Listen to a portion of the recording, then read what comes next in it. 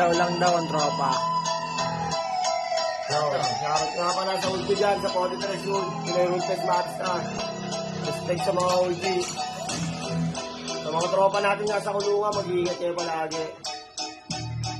Ito nga pala yung kanta ko para sa mga nangapi.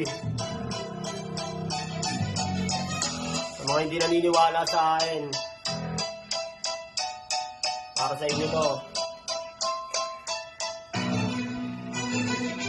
Para sa mga nang-api, eto na ako ngayon. Makinig kayo, may sasabihin lang ako ngayon. Eto na pala yung dating tinapakan nyo noon. Eto na pala yung batang binasura nyo noon. Maglalabas na ng talento pagdating sa entablado. Hawak ko mikropono, takat ng plastic ay tablado. At wala akong paki, kahit magalit pa kayo. Kaya ko na mag-isa, magsama-sama na kayo. Mga huhulinan nyo, diba ang sabi nyo sa akin na walang mararatilig sa kayo. Bilib sa akin o ngayon, makinig at sa aking manginig. Mga dati na nanira ngayon ay bumibili. Dami nyo sa aking sinabi nung wala pang narating. Ba't ngayon lakat kayo sa aking numihili? Gusto nyo sa aking sumama para kayo magkapera. Mga bukiinan nyo habang buhay kayong magdusa. Di ako maaawa sa mga katulad nyo. Di ba di ka yun naawa nung nangailangan ako?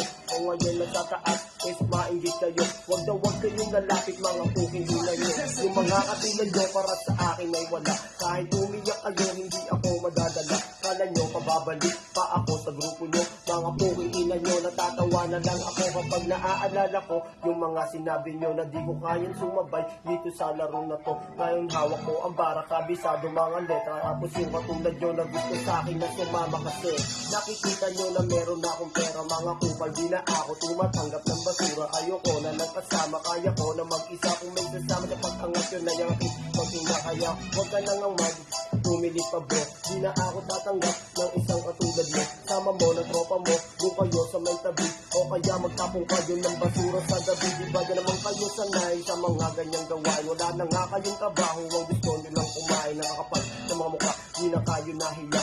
Sa mga ulang yun, naghihirap yun naman tuwan-tuwa. Paano? Pero naman kasi na din sa droga. Pag wala ng pambili, hihingi na lang kay mama. Pag walang naibigay, magagalit pa ang buka. Dapat yung katulad nyo sa mundo ay nawawala na pa.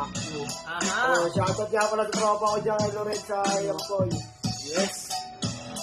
Okay na.